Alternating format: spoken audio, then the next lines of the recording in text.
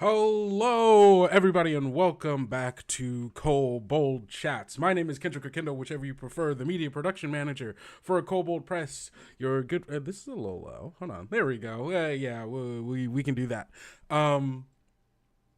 Media production manager of Kobold Press, and for the next hour or so, your very best friend. How's it going, everybody?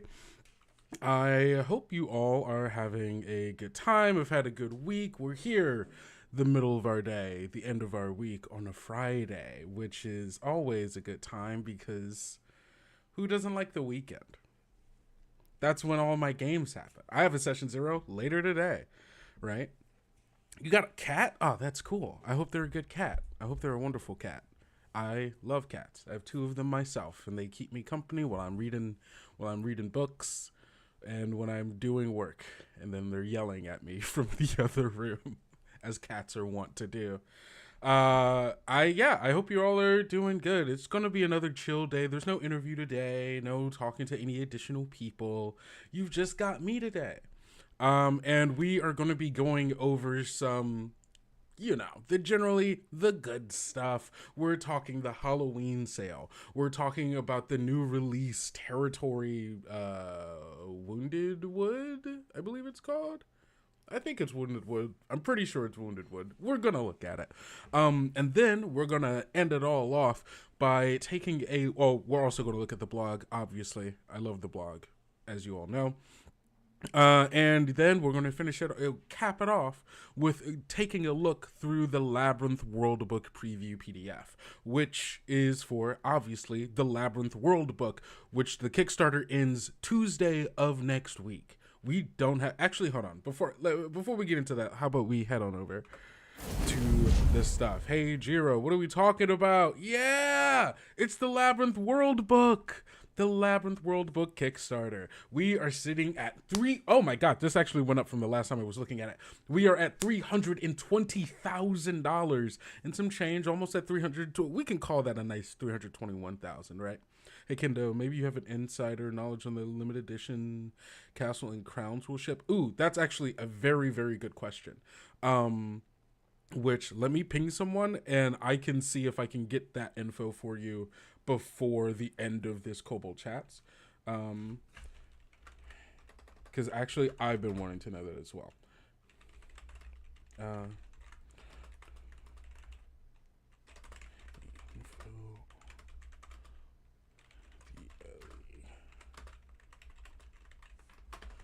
Cool. All right. Thank you. I just pinged someone. I will have an answer for you, hopefully, before the end of this.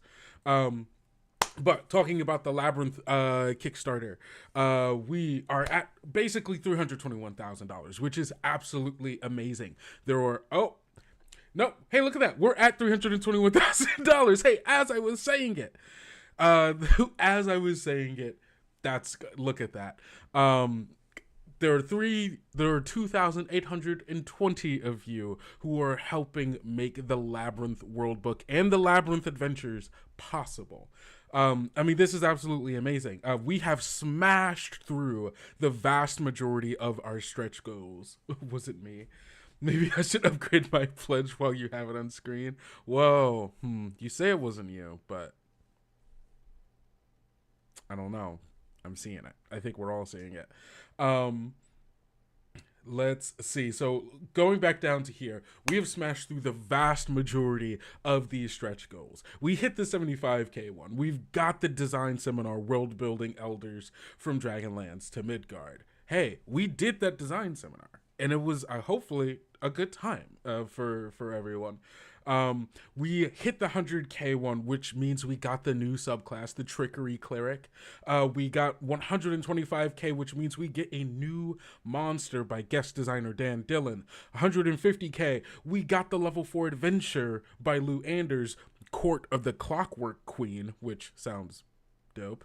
We got 20 more labyrinthine spells at 200K. At 250K, we got 5 more monsters from our designer Richard Green, who, if you've been watching Scouting Party, you've heard me and him talk about all of the cool stuff going on in this world book. And so, hey, we got the Destroying Angel, the Maze Imp, the Pyrocall Fiend, the Maze Tomb Guardian, and the Tunnel Sphinx.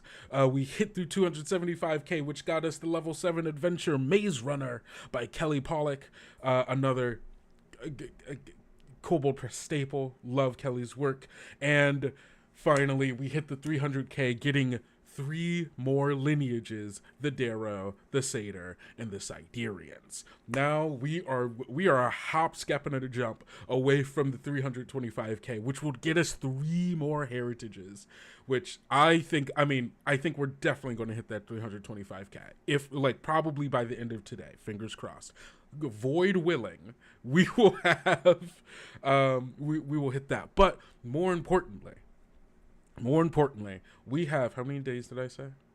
How many days did I say earlier? 4 days? We have 4 days? We have 4 days to try to really stretch and try to hit that 350k. And I personally want this, both because it would be cool if we hit 350k. Yeah, sure, whatever. I want the Void Warlock. The Dark Designs Void Warlock subclass, plus 5 invocations and 5 talents. Is Maze Runner based off the book? I don't know.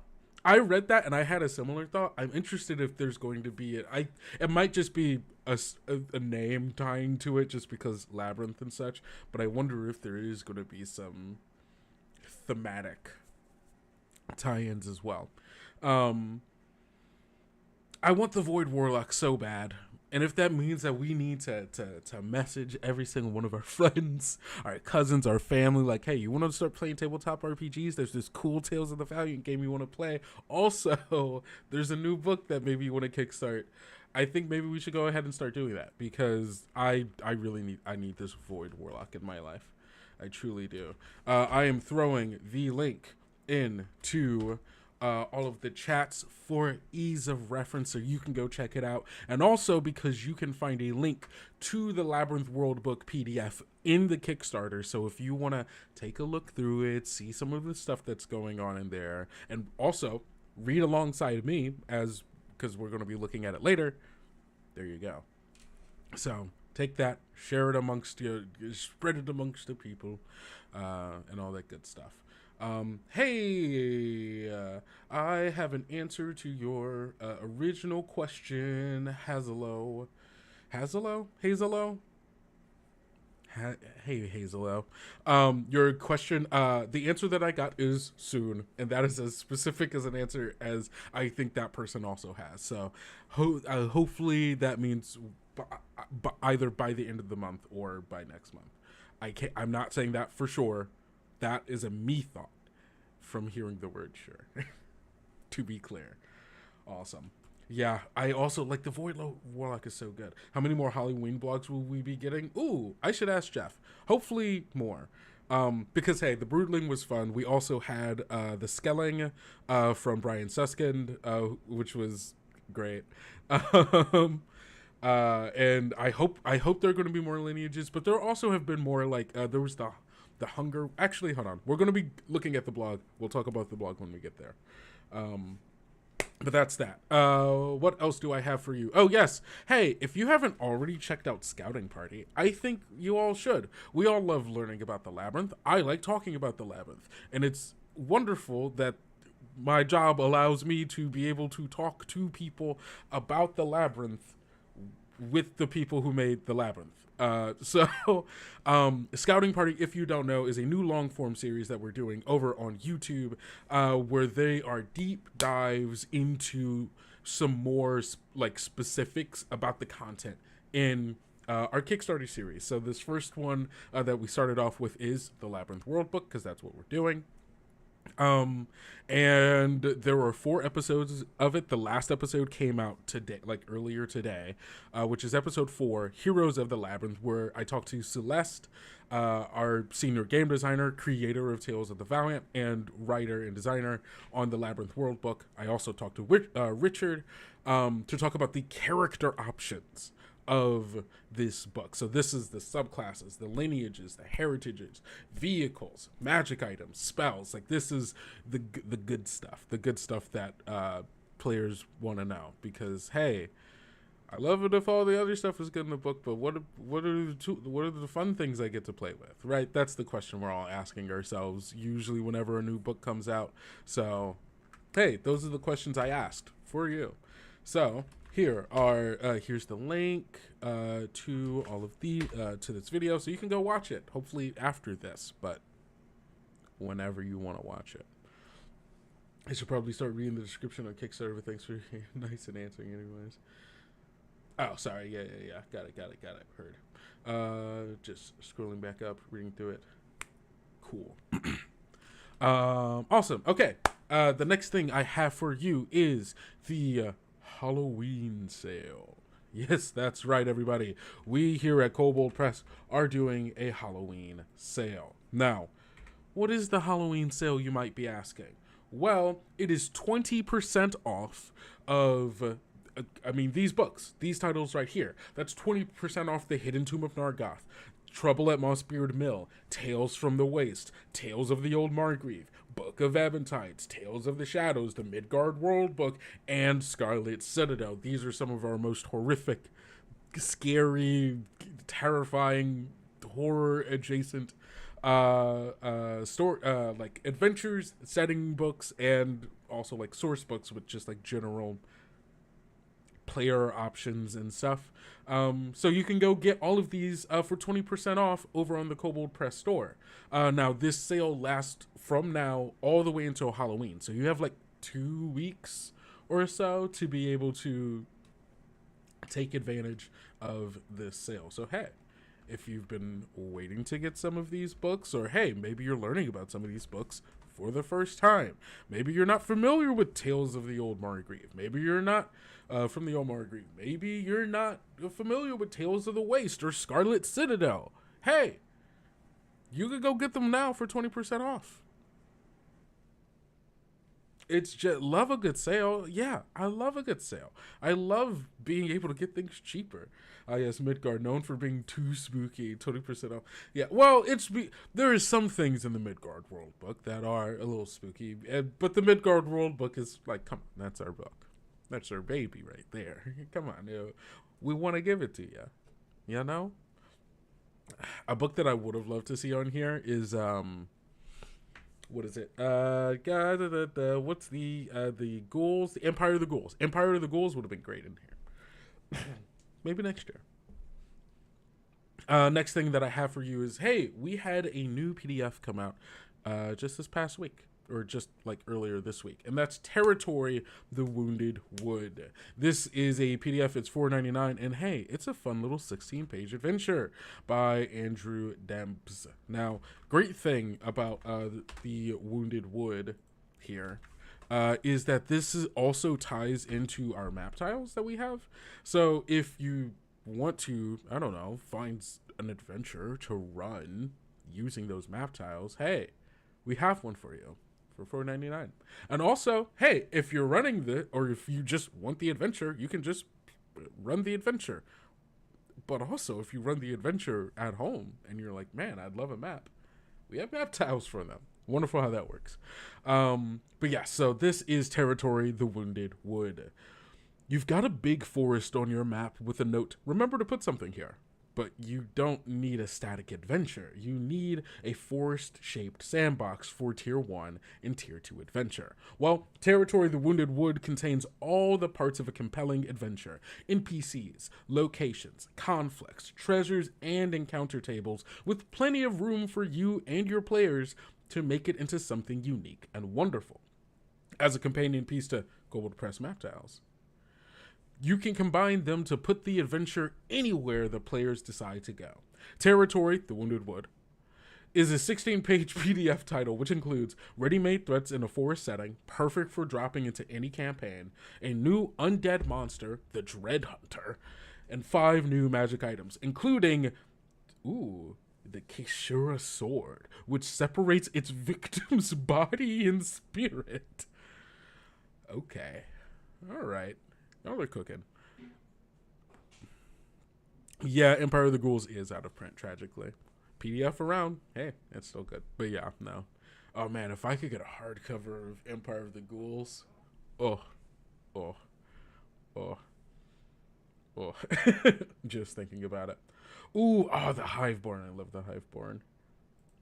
So yeah, honestly, we might be taking a look at this PDF next week because I would love to take a look through this. I don't know if we've ever done any other territory books that are just like, hey, here's an area, here's some stuff, play with it. I would love to see more of those, regardless of if they're with the map tiles or not. Like, just like a 16-page thing's like, hey, here's the location. Love it. Hive, huh? Hive, huh? Hiveborn. It's beautiful. Yeah, I bet it is. So yeah, that is a territory. The Wounded Wood, $4.99 over on the Kobold Press store. Go check it out. Now, I did the Halloween sale. That's the new release. We have a blog post. Now, everybody, you know I love the blog. It's like one of my favorite things. It's just daily free content for like to use in your games, be they character options, be they adventures, be there just thoughts about world building. And today we do have a very specific kind of blog that's really just diving deeper into what is a dwarf.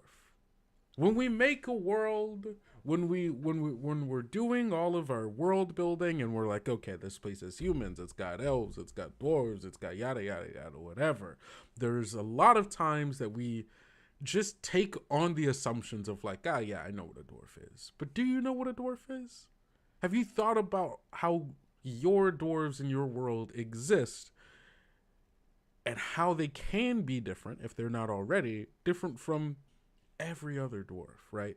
Let's think about what it means to be a dwarf. And so today we're looking at Howling Tower. Hey, get that out of here. There we go. Howling Tower, a study of the dwarf. This article kicks off a series looking at the lineages and tales of the Valiant, not as fantasy stereotypes, but as if they're alien species similar to what you find in science fiction. The point of this is straightforward. Your character's lineage should be a cornerstone of deep role-playing, not just a mechanism for some game bonuses you'd like to have. Elves, dwarves, small folk, and the crew aren't just humans with pointy ears or lush beards. Like you, like everyone, and me included, they are products of their culture, their upbringing, and their genes, which are very different from one lineage to another. One might even say alien. They don't think, act, or view the world the way humans do, and that's a fascinating role-playing challenge. Well, when I'm up, hey, true, that is how it happens. So, the assumptions. Treating every lineage as if it's as varied as humans. It suffers from three problematic assumptions. First, is the notion that humans are the baseline. In a fantasy setting where humans are often late arrivals on the sentient being stage, that's just a failure of imagination. Second, is that humans can do anything. Simply untrue. We can't fly, we can't see in infrared or ultraviolet spectrums, and we can't outrun a cheetah, just to name a few examples. I'm sure there's some very exceptional people who could. Third is that it encourages the mindset we're trying to get away from, that choosing a lineage is all about just a few juicy bonuses. Choosing a lineage is about who you are, and by the end of this series, you'll have a host of role-playing reasons for choosing a lineage beyond the mechanical advantages it gives your build. The traits ascribed to lineages in this series aren't exhaustive or universal. You're free and encouraged to devise your own cultural details for your character, using these as a guide. But make it different, thought-provoking, and a solid hook for a unique role-playing experience. If you want your character to be another human, play a human. We kick things off with a look at dwarves. So dwarves. What set dwarves apart from other player character lineages? What cultural and genetic forces shape them into the creatures they are? This article looks at dwarves with a typical recommended Fireforge or Stone heritages. Some of what's stated here won't apply to dwarves with different heritages, and it might apply fully to non-dwarf characters with the Fireforge or Stone heritage. In general, wherever we state dwarf in this article, we mean typical Fireforge or stone dwarf. So, what makes a dwarf? Dwarves are short but sturdy and powerful. Dwarves live primarily underground or in remote, inaccessible regions. In their underground or isolated realm, they are constantly beset by other subterranean creatures that raid dwarven settlements and waylay small groups for slaves or slaughter. Everything dwarves create, their architecture, crafts, art, and runes, are angular and solid. Looking up at the world. In all their dealings with humans, elves, and other outsiders, dwarves must look up to make eye contact. However, unlike some other short-statured creatures, dwarves aren't bothered by the size difference. They consider their short, powerful physique to be an advantage, not a disadvantage. Dwarves are perfectly at home in low-ceiling tunnels and claustrophobic dungeon passages. Low center of gravity is an advantage where there's certain unfooting, such as uneven cavern floors. Taller, larger foes like trolls, ogres, and golems must bend down to the dwarves' height to fight them, and dwarves can use tight spaces to great advantages in such battles. Far from causing feelings of inferiority, a dwarf's stature is a source of strength and pride. Living deep down. To surface dwellers, the subterranean realm is the underworld. It's seen as cold, dark, dank, alien, and most of all, dangerous. It's an unwelcoming world without warming sunlight or refreshing breezes. Stone heritage dwarves grow up entirely underground. Fireforge dwarf communities often have above ground and underground districts. And dwarves of both heritages spend long stretches of time in tunnels and mines. To these dwarves, the underground realm is simply the world. Unlike the surface, it is predictable, reliable, unchanging, and eternal. No sunrise or sunset regulates work. No seasons mark the passage of years. No tornadoes demolish homes. No chilling snow smothers crops. Dwarves are comforted by the stolidity and see it as the way nature should be. A second effect is that dwarves are largely unconcerned with tracking time in small units, which here refers to hours, days, or weeks, months, and even years. They mark time by work shifts, by generations, and the reigns of monarchs. They're aware of seasons passing on the surface, but unconcerned by them. In a world of stone, the march of time is measured by the growth of stalactites and stalagmites. In the dwarves' world, little changes unless they change it, barring natural disasters. This is perfect agency. Dwarves are total masters of their environment. If a chamber needs a higher ceiling or an underground river needs rerouting, the only way it happens is by dwarves cutting stone with hammers and chisels. Once stone is cut, it's cut forever. All the generations to come will see that work and judge it, so it had better be good. Permanence is important, and anything important is permanent.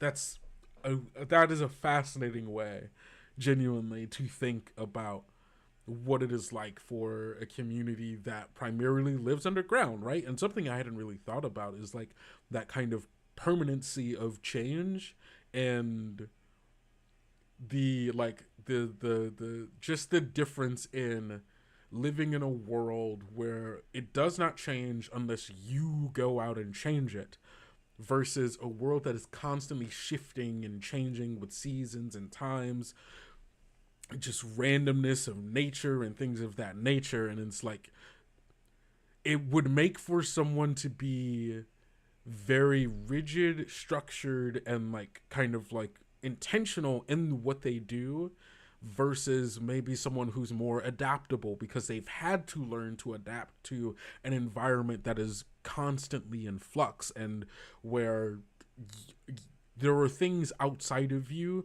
that determine how you have to move in the world. When you're underground, there's no sun, there's no rain, and it's like you have earthquakes and stuff like that.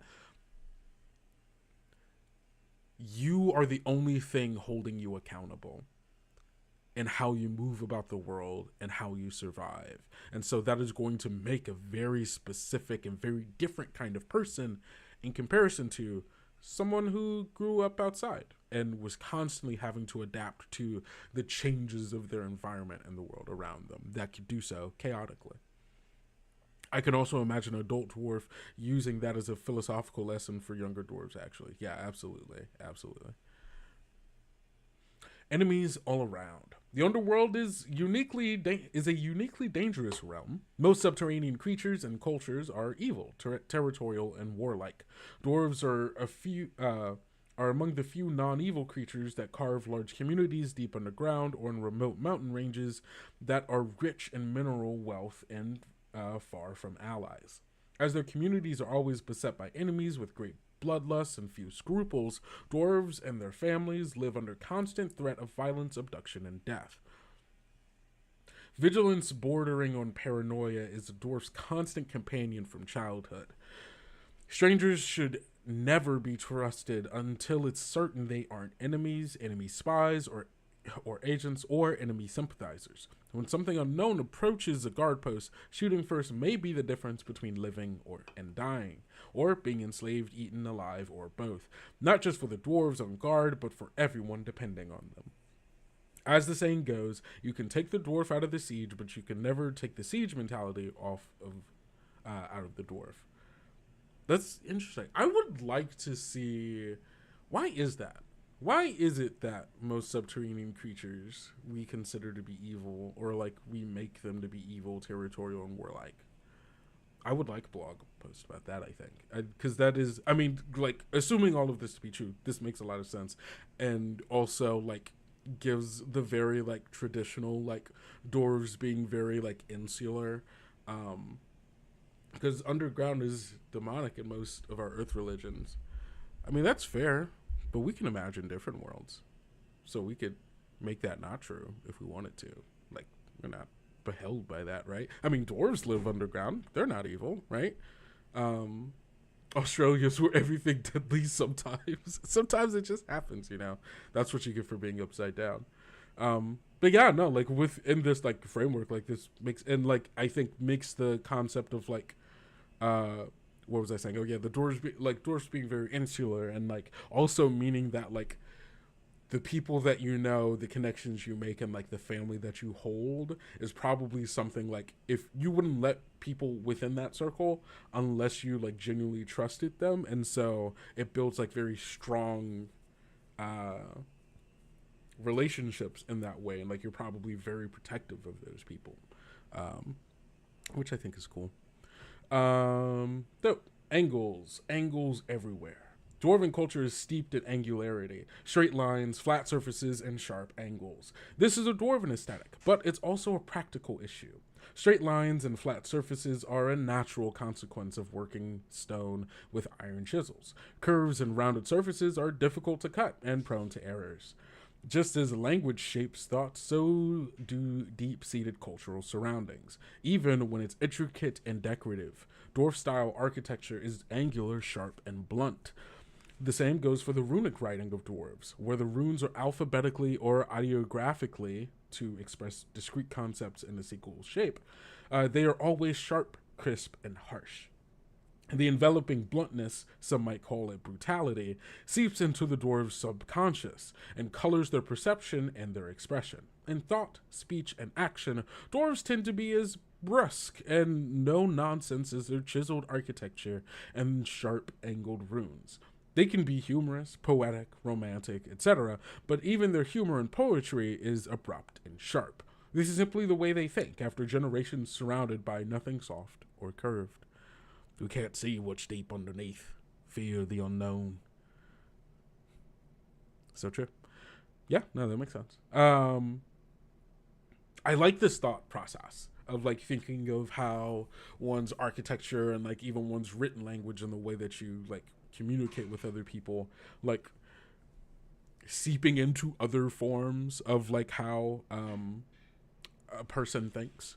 Because it's, I mean, this is very true to life, right? There are so many things that constantly surround us that are in like even the ways that we choose to communicate with each other that changes our perception of how we have to move in the world.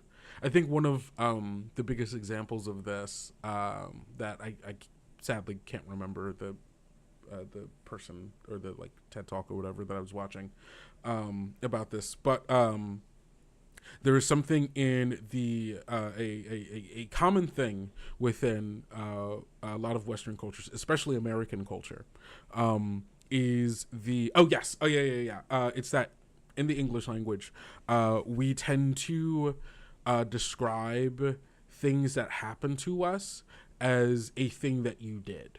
So let's say like, oh, I was walking right outside and I tripped and I sprained my ankle, right? Where you would go, oh yeah, sorry, I can't really walk that fast. I sprained my ankle, right? And that is a phrase that we would say that we're not necessarily putting on ourselves as like, oh yes, I actively sprained my ankle. That was a thing I intended to do. Versus in other languages, you would describe that as being like, oh yeah, my ankle got sprained. But that would be like a weird sentence for us to say. But what we're doing when we're saying, oh, I sprained my ankle, there is a very subtle like, oh, I sprained my ankle because I wasn't careful. It is my fault that my ankle was sprained. And so we're putting the burden of things that happen to us on us, the person, which creates this, which then seeps into the rest of the way that we communicate and think about ourselves as being in control of our lives. It removes the fact that there is chaos, and that removes that we are not in control of everything. But we do talk about things that happen to us as if we did them, or like as if it was a thing caused by us or a thing not prevented by us, which creates a very individualistic culture in which you believe that you are the sole person who controls the things in your life, and if something happens to you, that is a fault of yourself rather than a consequence of a variety of things you cannot control.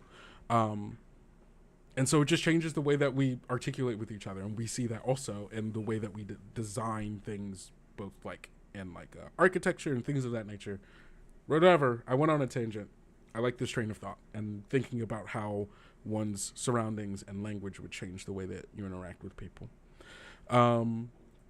Cool. Role-playing your dwarf. Putting it all together. Here's some cues to take to make role-playing a Fireforge or a Stone Dwarf distinct from other lineages and heritages.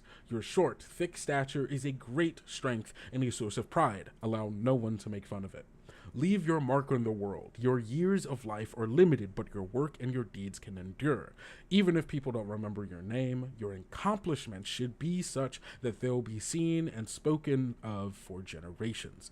Legacy doesn't just happen. You must strive for it. Keep your guard up and trust no one until they've earned it. You aren't being paranoid if enemies really are all around, which they are. Speak the truth or say nothing. Never camouflage your meaning with flowery words or by talking around the point. Say what you mean and mean what you say, and respect others who do the same. Dwarves who stick to these 4 rules can hold their heads high and command respect wherever they go. Thank you, Steve Winter. This is a fun way to think about dwarves, and a very I like this. I'm looking forward to this article series. There we go. My brain almost couldn't figure out the words for that. Because that's super cool. And it's such an interesting way to think about the lineages, and I'm excited to see how that spreads, and for all of the other lineages as well. Whew. That was longer than I thought it was going to be, but hey, we got there. Meaning we're just in time for our last thing of the day. Looking through. Sorry, I don't know why drinking things makes me phlegmy. The Labyrinth Worldbook PDF. Oh no, the Labyrinth Worldbook Preview PDF. This is not the Labyrinth Worldbook. This is not the whole thing. I want to be so clear. If I had it, I'd hoard it for myself. But I don't, so. We all get to look at the Labyrinth Preview. Get this out of here. I don't want an AI assistant. Hide. No, hide forever. Get that out of here, dog. I don't want that. All right. So, this is the preview PDF. So, first of all, this table of contents shows you a lot of what's going to be in this book, right? So, we've got the history and cosmology of the Labyrinth, which includes some of the recent events, some of the core worlds of the Labyrinth, the different like areas of the map, because they are kind of one of the things I'm super interested in is that in the map of the Labyrinth, I wonder, is it in this book? Hold on, let me see if I can find it. Dang it, the map isn't in here, but the map is in the, I might have the guide to the Labyrinth.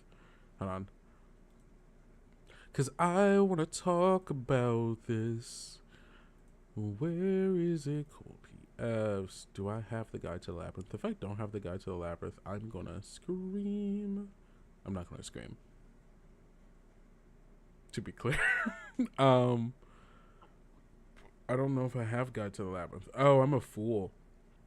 I should have gotten guide to the Labyrinth. Whatever. I feel like dropping my players into Midgard. The map is in guide to the Labyrinth.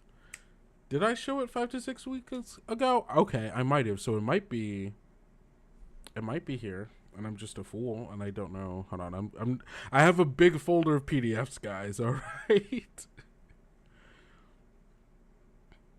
That's Labyrinth Worldbook.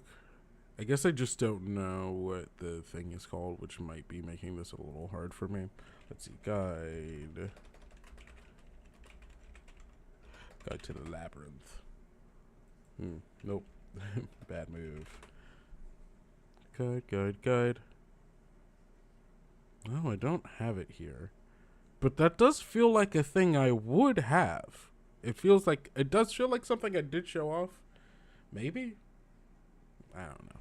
I don't currently have it. But if you have a copy of Guide to the Labyrinth, or have seen any of the things that I've posted that has the book on it, or the map on it, it is broken off into the 4 sections of the 4 different elements: fire, earth. Wait, am I right on this? Wait, hold on. I'm gonna have to actually pull up the image now to make sure that I'm not, because now that I'm not looking at it, now I'm less sure about myself. Oh God, what am I looking for? Yes, this. Where is the map? Show me the map, Frodo.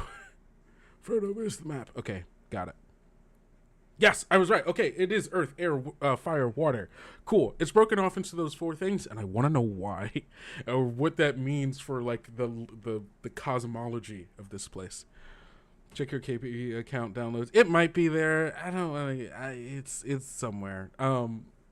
It's somewhere for sure. Trust me.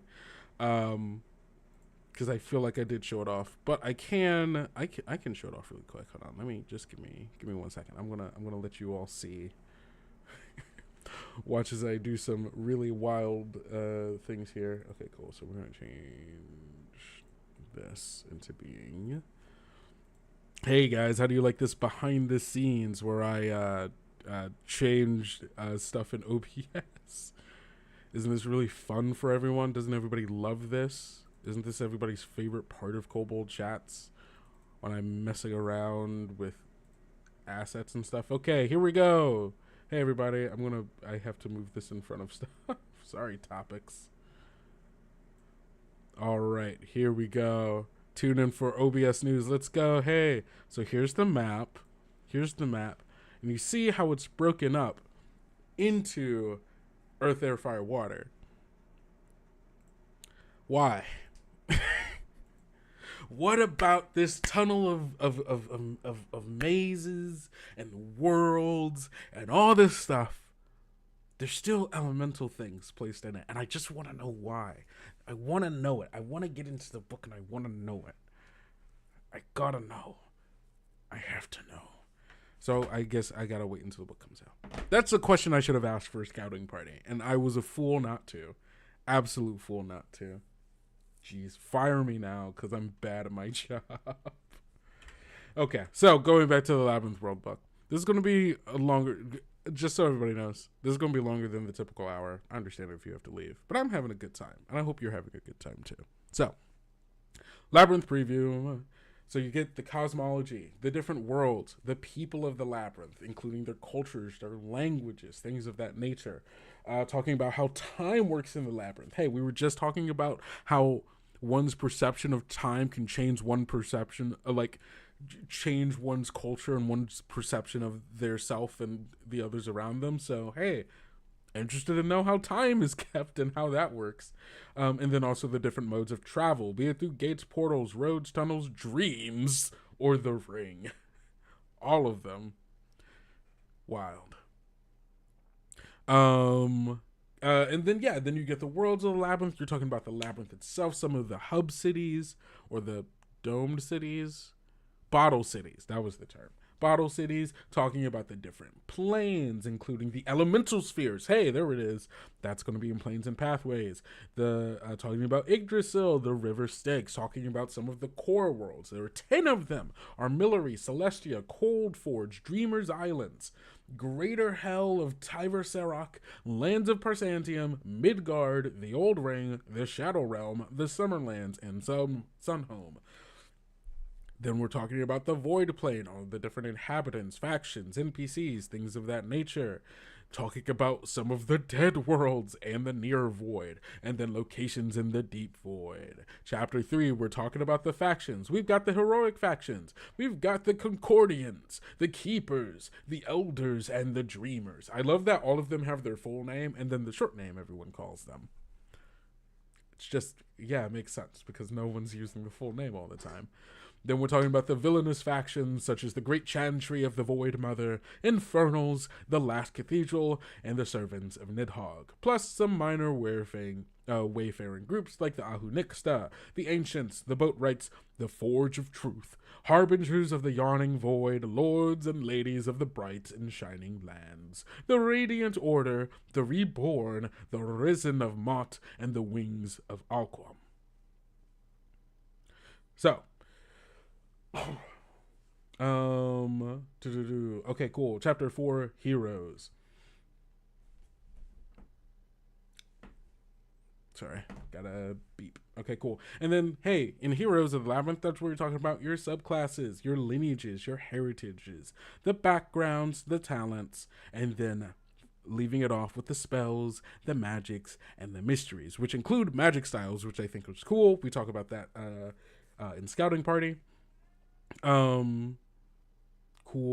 And then the Pantheon, you gotta have gods, you gotta have deities, and also this is great for anyone who's playing Tales of the Valiant and isn't using a setting that has like pre-made gods or whatever, or like you're just starting something and you're exploring. Hey, here are some gods of the Labyrinth, which assumably go through all of the worlds in the Labyrinth. So there you go. You got the Pantheon, the Dark Gods, and then just some minor gods. And then Chapter 7 is all about, hey, how do I run a campaign in this ding-dang thing? How do portals work? How do passages work? What is it like? And this is like going into the Labyrinth, right? So this is also, hey, what are some campaign plots and story beats I can do for the heroic faction and also for the villainous faction and just additional stuff. Planar navigation, void rules and effects. There are some corruption mechanics for anyone who's looking to delve a little bit into using the powers of the void for themselves, which is sick. Because why wouldn't you? Corruption. That's why you wouldn't. And then finally, the monsters of the labyrinth. Just talking about some cool stuff that is primarily going to be in the labyrinth. And then, of course, your appendices. So there's a lot of cool stuff, a lot of great art. I mean, look at this. The Great Chantry of the Void Mother is, if this is the, I don't know if this is the Void Mother, but she's cool. I love the swoop here. Like, this is just amazing. This is a drama queen, and I love that for her. She's going to mess things up for you and look great doing it. So yes, this is, I'm trying to figure out which part of these we should hone in on, because I don't think we'll have the time to read through all of them, necessarily, but, so there's the faction stuff.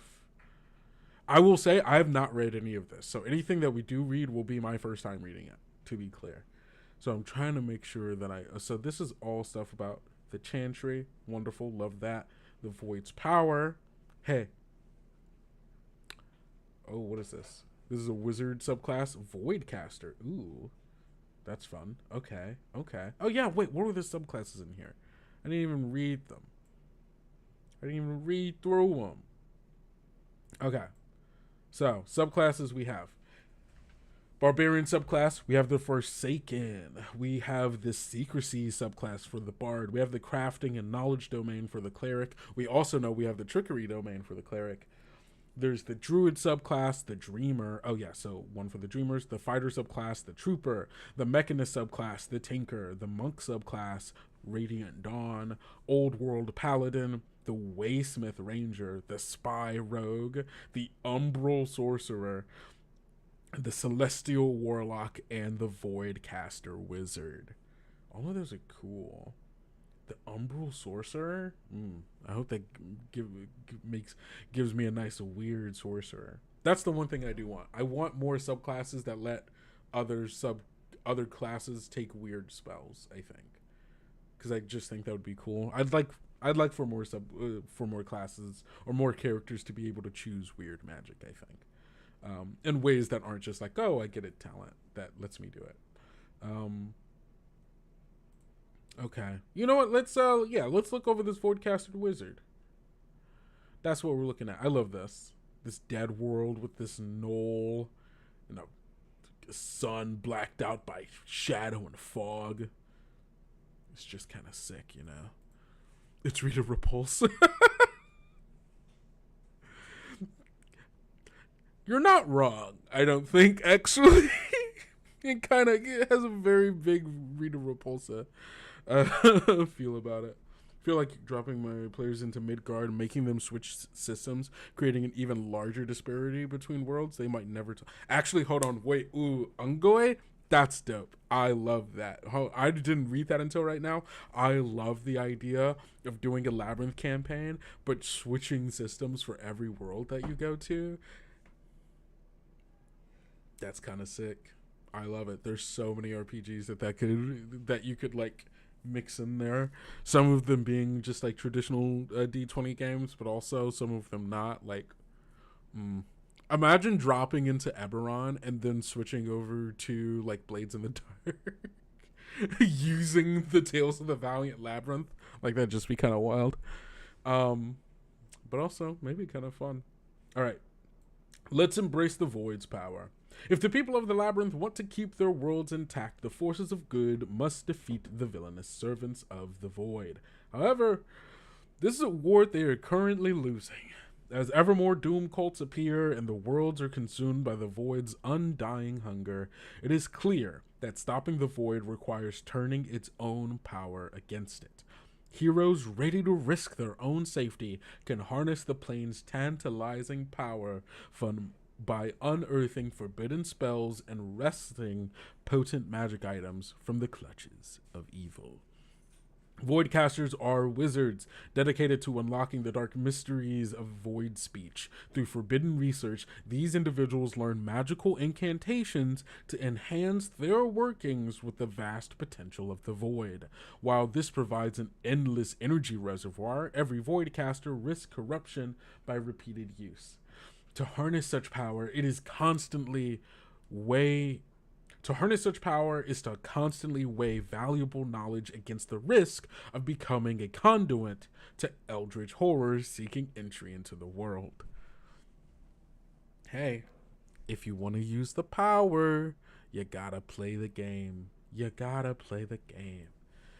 So, Voidcaster progression. Wizard, 3rd level, we have Void, Affinity, and Tainted Spell. At 7th level, you get Rebuke from Beyond.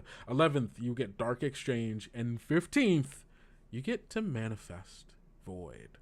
Use the power, pay the price.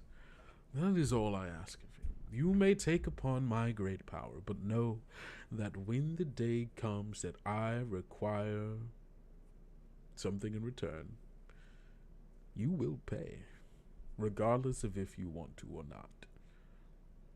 So with 3rd level Void Affinity, you get 3rd level Voidcaster feature. Your studies expose you to the forbidden knowledge of the Void, secrets that have fundamentally altered your consciousness. you gain the following.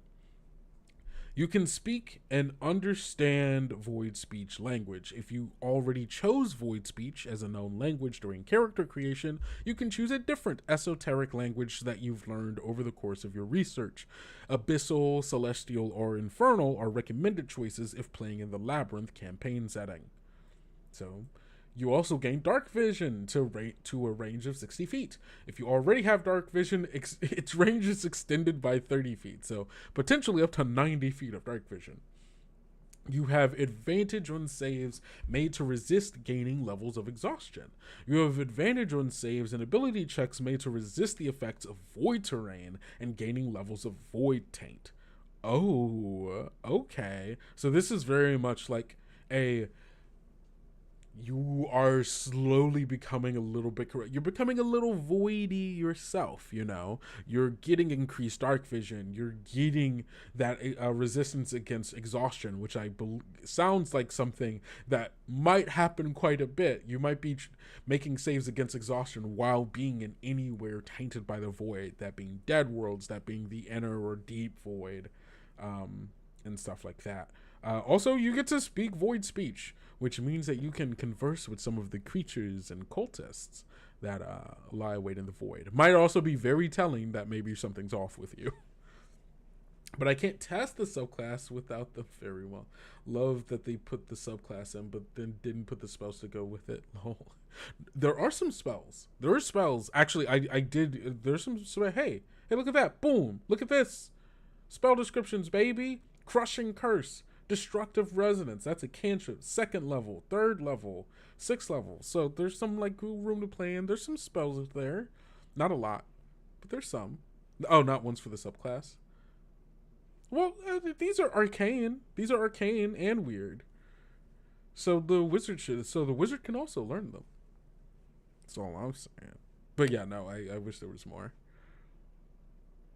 Dope. So you also get Tainted Spell at 3rd level. What was that? When you cast a spell of first circle or higher that specifically targets a creature, not a spell that targets an area like Fireball, you can utter a few words of void speech to taint the spell. In addition to suffering the effects of the original spell, the target also suffers one of the following effects you choose during the casting. Okay. So you get Corrupt. The target has disadvantage on saves made to resist the effects of the triggering spell. Okay. Disorient. The target has disadvantage on the next attack roll or ability check it makes before the end of its next turn. Or you can choose Weaken. The target becomes vulnerable to necrotic damage until the start of your next turn.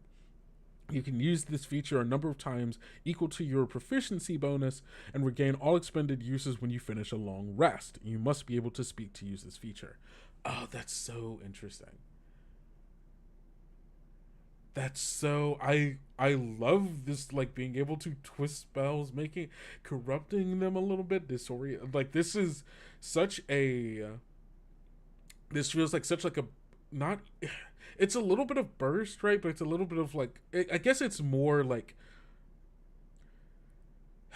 this is the kind of controller caster, right? You're giving people disadvantages on stuff. You're making them vulnerable to certain kinds of things, assumedly things that you are good at. So you're kind of putting them in a bit of a death spiral, right? Like you're setting yourself up for like just like really big moves or setting someone else up for a really big move. I kind of like that. Tainted Spell. That's nice. 3rd level Voidcaster. 7th level, Rebuke from Beyond. When you take damage from a creature you can see within 60 feet of you, you can use your reaction to bark a destructive word of void speech. If the creature can hear you, it takes necrotic damage equal to half your wizard level plus your int modifier.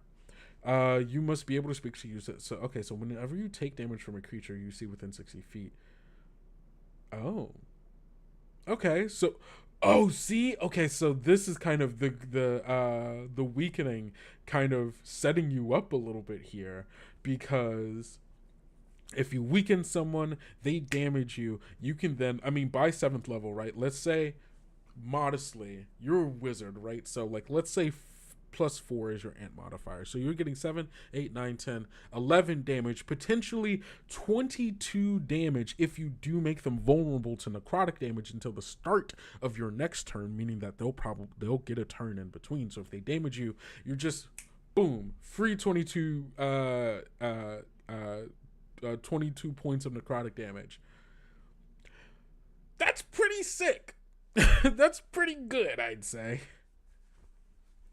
That's really good. Oh, I like that. Okay.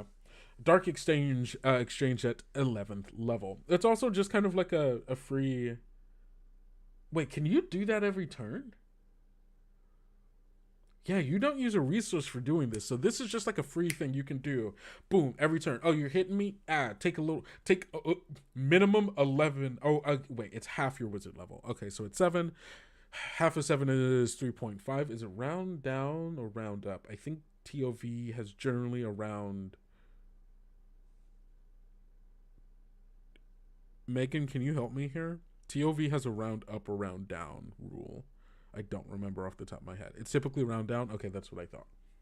Okay, so let's say, again, generously, 3 plus 4.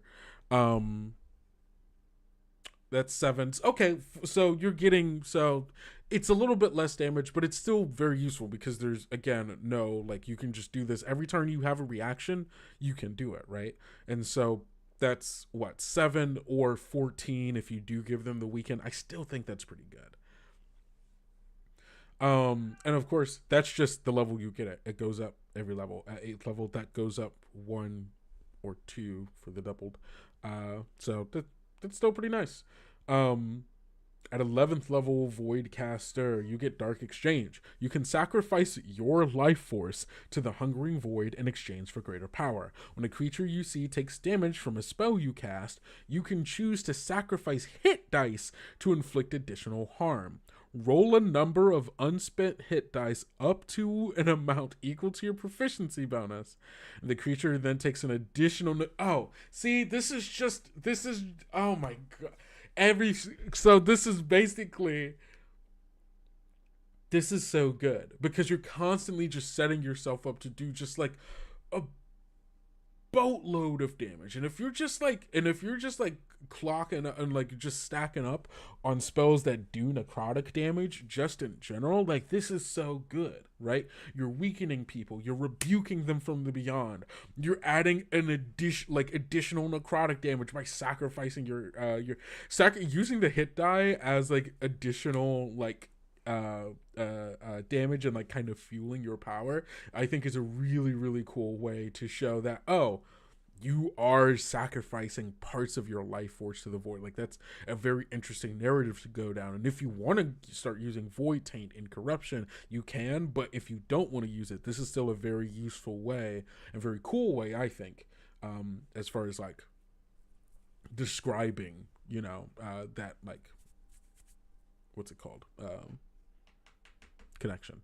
Cool. Oh, I wasn't even done. Once a hit die is sacrificed, it is unavailable to spend for recovery as a part of short rest or similar features that require an expenditure of dice. Sacrifice hit dice are recovered as normal after you finish a long rest, so you do get them back.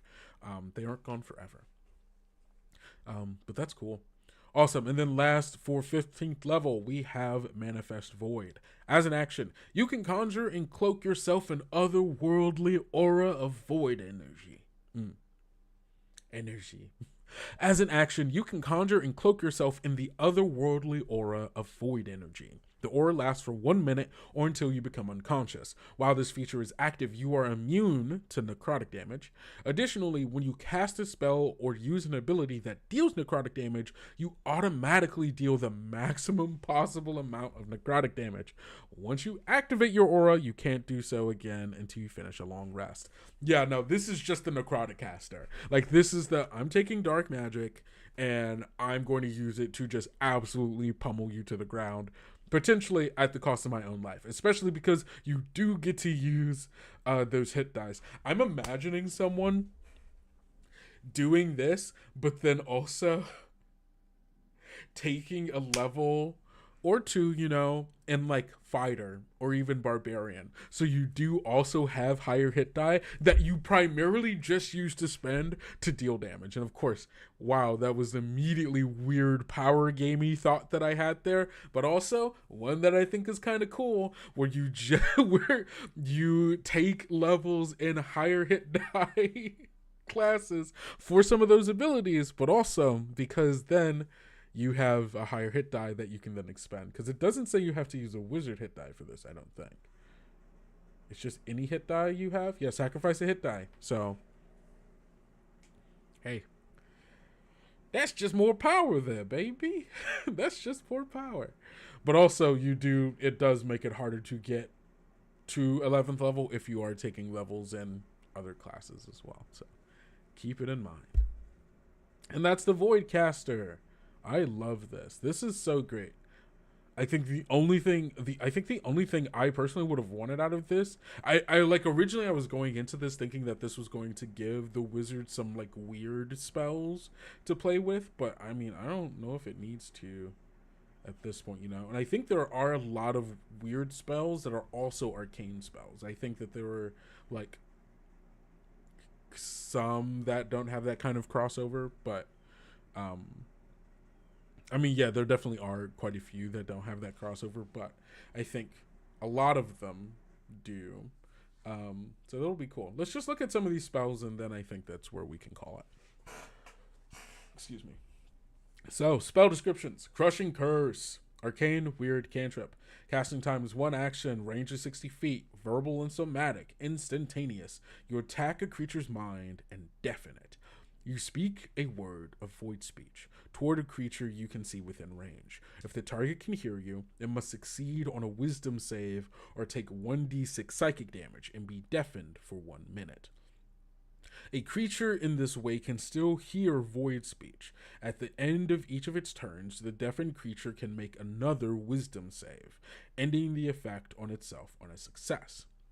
This spell's damage increases by 1d6 when you reach 5th level, 2d6 for 11th level, 2d6 for 5th level, 3d6 for 11th, and 4d6 for 17th. Okay, cool. That's a nice little, and hey, as a cantrip, that's nice, right? 1d6 psychic damage and have it be deafened, if it fails to save, obviously. That's nice. It's just nice. Deafening a creature, I think, is a thing that has more utility than I think is talked about usually. Deafening a creature prevents it from being able to hear verbal commands if it is like a lower ranked like creature that has like a boss or something or anything like that. It makes it way easier for it gives an angle to justify stealth in a given situation, even in combat, right? If someone is behind them and they like have their like eyes on someone else out of line of sight, someone can sneak up behind them more justifiably because they're deafened. And so it gives that kind of angle. Like there's like a lot of ways in which deafen can actually be used. So having a cantrip that does that, really nice. I think Thunderclap is another one that does that. But the one thing about Thunderclap is Thunderclap also makes a really loud noise that everyone can hear. I don't even know if Thunderclap deafens. I that's just like in my mind. I don't know if that's true. But it feels like a thing that it might do. Okay, Destructive Resonance, second circle, arcane, weird, enchantment spell, 1 action, a 15-foot cone originating from the self, verbal and somatic, instantaneous. You create a cone of psychic energy that assaults the minds of those caught in it. You shout a scathing string of void speech that assaults the minds of those before you. Each creature in a 15-foot cone that can hear you must make a wisdom save. On a failure, a creature takes 46 psychic damage and can't take reactions until the start of its next turn. On a success, a creature takes half damage and can take reactions as normal. At higher circles, you're doing more damage, right? Hey, that's nice. That's solid. It's a solid spell. Love creatures not being able to take reactions. Hey, love not getting opportunity attacked or using one of its, like, there are some creatures that have more devastating reactions than just being able to hit you back. So that's nice. Especially for any spellcasters who have things like Hellish Rebuke or things of that nature. Or maybe cultists that might have the wizard, the void caster one, the beyond the void thing that we were talking about earlier. So that's fun. Awesome. 6th level, Void Rift. 6 circle, arcane, weird, evocation.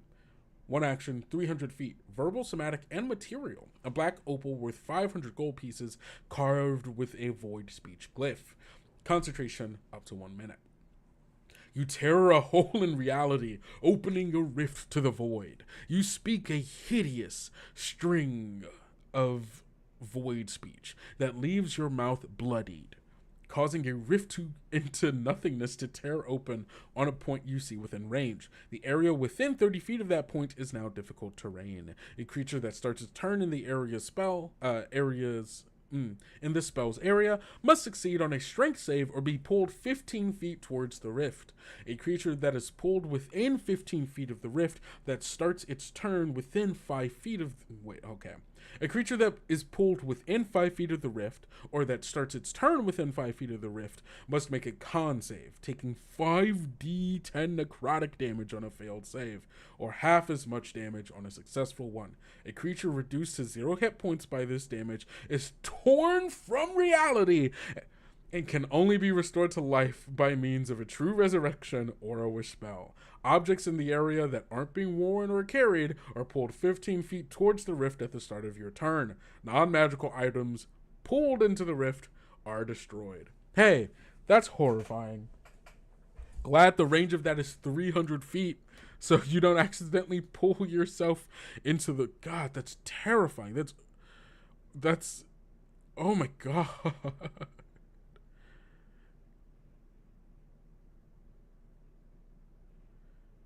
That's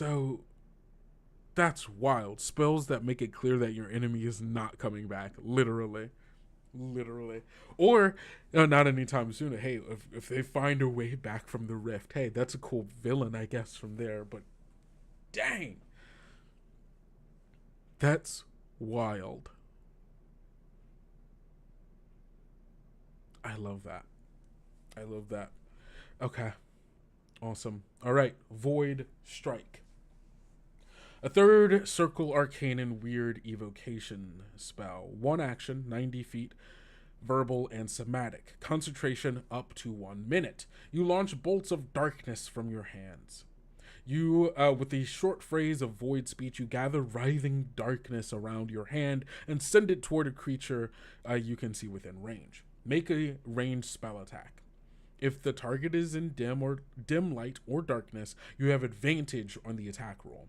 On a hit, the target takes 4d8 necrotic damage and is frightened of you until the end of its next turn. Until the spell ends, you can make the attack again on each of your turns as an action. Oh, that's so... Oh, man.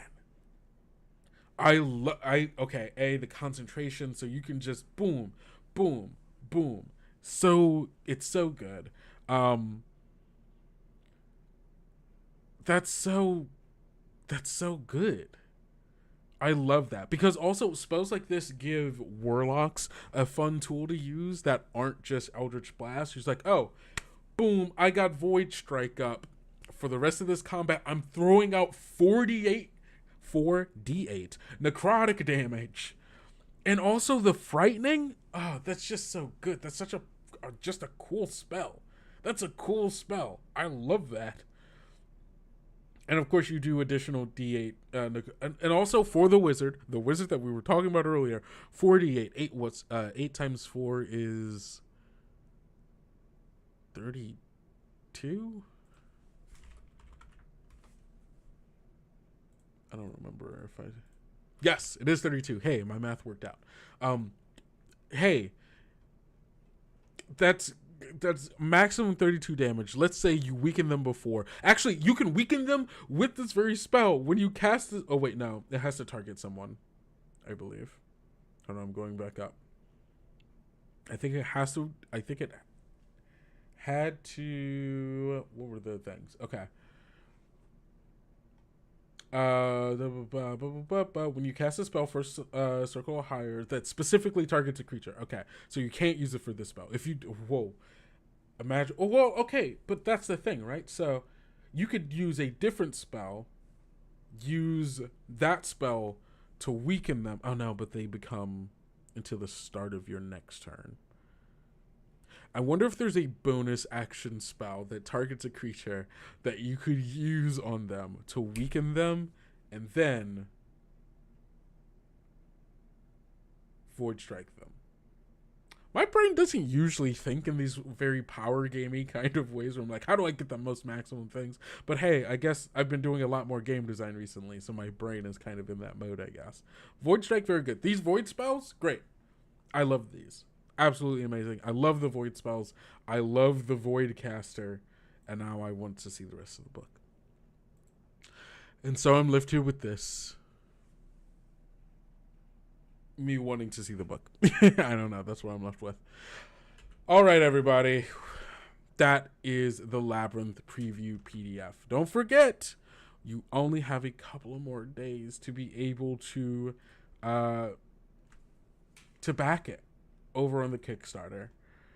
We're so close to getting that 325k, like to a degree that I think it's almost probably a given that we will make it. But if we could really get to that 350k, if we could really get to that 350k, I want the Void Warlock so bad. I want the Void. Hey, the GM Vault from is that? Is that the Beatles and Grimm add-on? I'm thinking about it too because I want it. It looks so cool. It looks and I do kind of. I'm thinking about it too. And hey, if it helps us get to the 350, I don't see why not, right? Yeah. Okay, well, everybody, thank you. So, hey, wait, actually, come closer. You should. There will be item cards. Come on. I got it. You got it. Kim, if you got it, that makes me feel like I should get it as well. But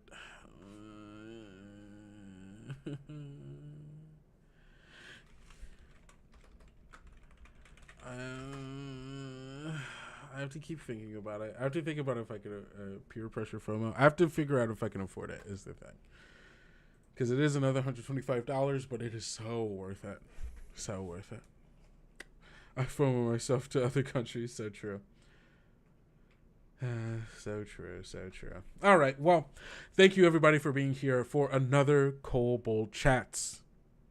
This has been fun. I hope you all have enjoyed going through the Labyrinth book PDF, going through the blog stuff, talking about dwarves, talking about the Halloween sale. Don't forget, you have until Halloween to get 20% off of some good books. So that is all I've got for you for today. Thank you so much for being here, and we will see you next week. Same time, same Kobold channel. Don't forget to be bold, be brave, be valiant. We'll see you next time, everybody. Peace out.